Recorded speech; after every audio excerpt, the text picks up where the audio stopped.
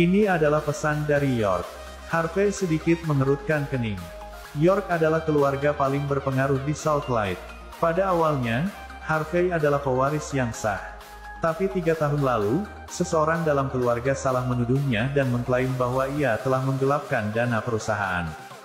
Karena itu, identitasnya sebagai pewaris mereka dihilangkan. Seluruh keluarga York memiliki pendapat yang sama dan Harvey langsung tidak diakui. Selanjutnya, orang tuanya langsung dikirim ke luar negeri dan dia belum pernah bertemu mereka sejak itu. Ketika dia meninggalkan York 3 tahun lalu, dia tidak memiliki 1 sen pun dengannya. Pukulan hebat itu membuatnya trauma, dan dia jatuh sakit parah. Untungnya, Nenek Zimmer cukup baik untuk membawanya masuk. Dia bahkan mengizinkannya menjadi cucu mertuanya, jadi dia tidak harus mati dengan tragis. Namun, meskipun ia menikah dengan Mandy selama 3 tahun sekarang, mereka hanya menikah dalam nama dan tidak dalam kenyataan. Jika Zimmer tidak mencoba melindungi reputasi mereka, Harvey mungkin bahkan tidak memiliki kesempatan untuk tidur di ruang kerja.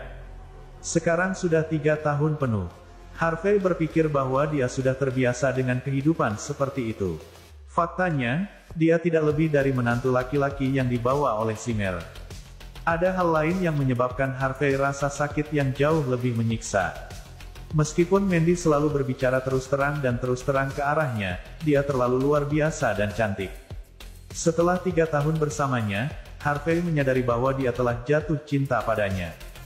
Ketika dia memikirkan hal itu, dia menerima pesan lain di teleponnya. "Pak, saya mohon sekarang. Tolong bantu kami. Bukankah Anda membeli beberapa saham tambang emas 3 tahun lalu? Baru-baru ini, seseorang menemukan bahwa ada sejumlah besar emas di tambang emas itu. Sekarang, harga saham tambang emas itu telah meningkat pesat.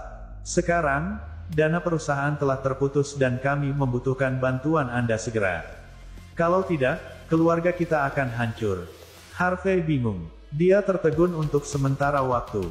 Selama tahun itu, dia menginvestasikan puluhan juta dolar untuk tambang emas itu. Itu juga alasan mengapa York mengklaim bahwa dia telah menggelapkan dana perusahaan, dan akibatnya dia tidak diakui.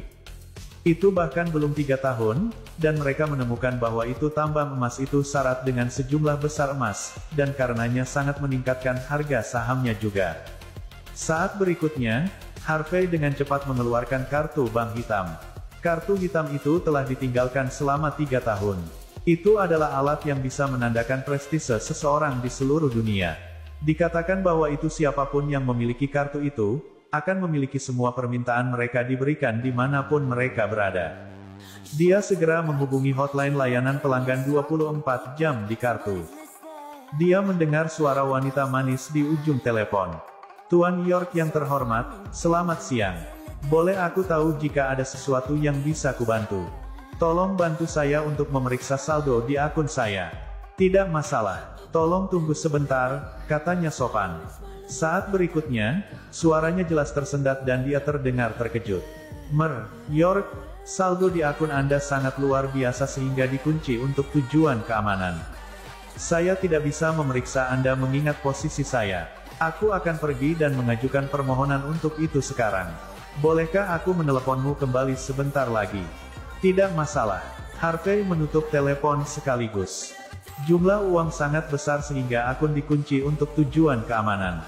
Dia tertawa terbahak-bahak. Tanpa diduga, dia dengan santai mengambil puluhan juta dolar dan berinvestasi di dalamnya hanya untuk bersenang-senang.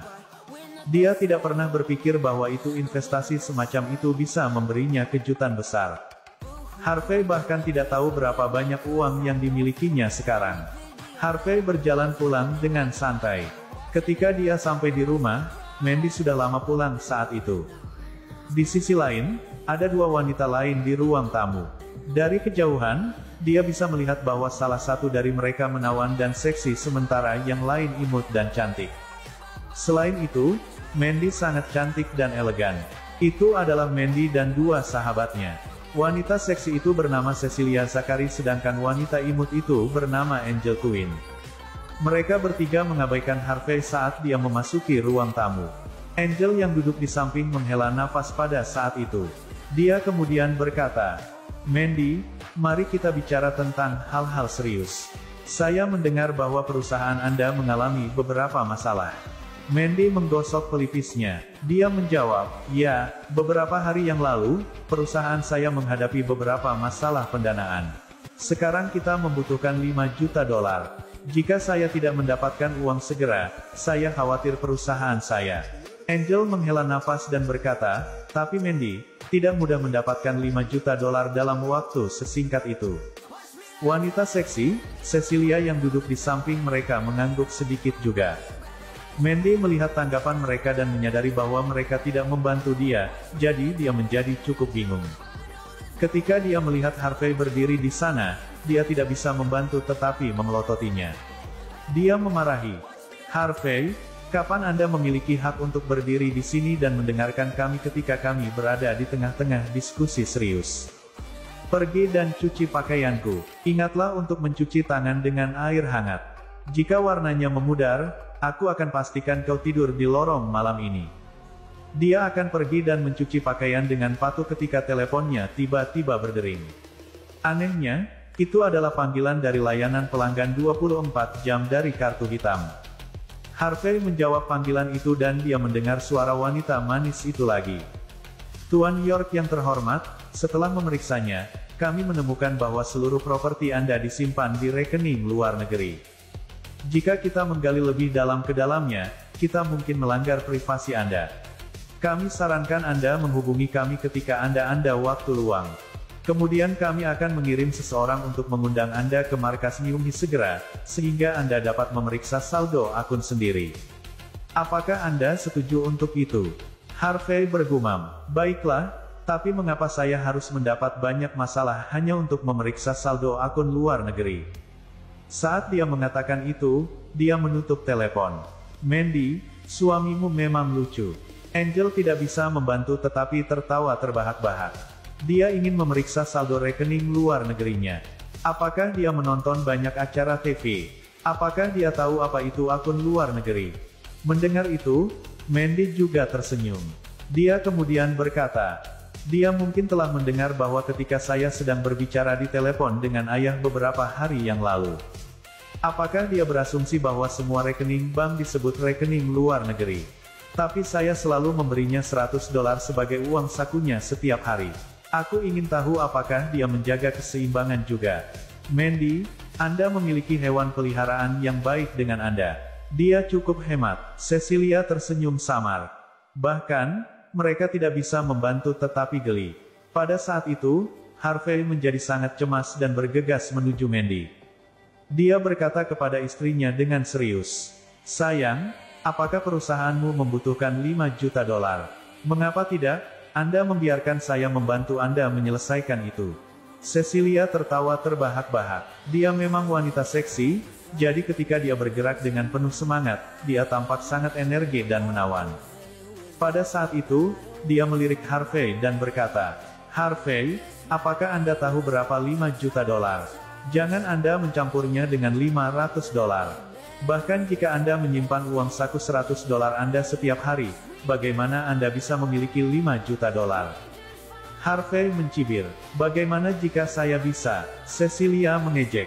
Jika Anda dapat mengambil 5 juta dolar, saya akan berlutut di depan Anda dan memanggil Anda sebagai ayah saya. Dia tertawa terbahak-bahak. Begitukah? Harvey tersenyum. Dia kemudian berkata dengan penuh arti. Kalau begitu tolong ingat apa yang kamu katakan. Jangan langgar janjimu. Mandy mengusap pelipisnya di samping mereka. Dia kemudian melambaikan tangannya dan berkata, itu lebih dari cukup. Harvey berkata ringan, baik. Dia tidak berani membela diri. Malam itu, Harvey masih tidur di ruang kerja. Dia tidak begitu percaya kabar baik yang tiba-tiba itu. Ini memang bukan mimpi. Harvey tidak bisa membantu tetapi menepuk wajahnya sedikit. Saya harus pergi ke bank besok untuk memeriksa berapa banyak uang yang saya miliki. Dia mengalami malam yang gelisah. Keesokan harinya, Harvey mendorong sepeda listriknya keluar pagi-pagi sekali. Anehnya, dia menemukan bahwa seseorang telah melemparkan baterai ke sana untuknya. Setelah memikirkannya sebentar, dia tahu bahwa Mandy yang melakukan itu. Yang lain dari Zimmer tidak begitu baik untuk melakukan hal seperti itu. Setelah memasang baterai, Harvey bersiap untuk pergi ke bank. Harvey, kemana kamu akan pergi pagi-pagi sekali? Di balkon di lantai 3, dia melihat seorang wanita muda yang mengenakan satu set piyama lucu. Penampilannya mirip Mandy. Pada saat itu, dia menatap Harvey dengan cara yang sulit diatur. Itu adalah Cynthia. Adik, selamat pagi. Harvey mengangguk dan menyapanya dengan sopan. Siapa adikmu? Bagaimana kakakku bisa menikahi orang yang tidak berguna sepertimu? Jika itu aku akan mencekikmu sampai mati di malam pernikahan. Cynthia tampak dingin. Dia dengan santai melemparkan folder dokumen ke arahnya. Kakak saya lupa membawa dokumen ini untuk pertemuannya. Kirimkan padanya. Jika Anda terlambat, Anda tahu apa yang akan terjadi pada Anda. Tak dapat disangkal, meskipun Cynthia hanya seorang anak yang sulit diatur di sekolah menengah, dia masih mewarisi gen yang sangat baik dari Zimmers. Dia memiliki pinggang ramping dengan kaki ramping. Dia memang cukup menawan. Harvey mengambil folder dokumen dari tanah dalam keadaan linglung. Menikah dengan Mandy selama 3 tahun sekarang, dia tidak pernah mengizinkannya pergi dan menemuinya di perusahaan karena takut dia akan dipermalukan olehnya. Sekarang dia memintanya untuk mengiriminya dokumen. Apakah itu mimpi? Pergilah segera. Melihat Harvey linglung, Cynthia marah. Semua saudaraku, kakak ipar yang tinggi dan tampan. Beberapa dari mereka bahkan lembut dan elegan. Tapi mengapa saudara iparnya seperti pengecut yang tidak berguna? Dia bahkan tidak tahu.